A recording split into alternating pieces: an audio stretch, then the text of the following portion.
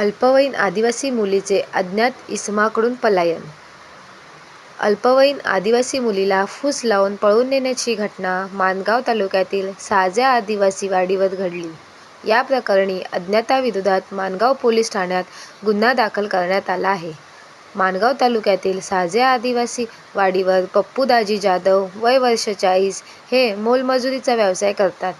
माणगाव तालुक्यातील साजे आदिवासी वाडीवर या अल्पवयीन मुलीला अज्ञात इसमाने फूस लावून पळवून नेण्याची घटना 30 जून रोजी घडली असून या प्रकरणी माणगाव पोलीस ठाण्यात अज्ञाताविरोधात गुन्हा दाखल केला आहे.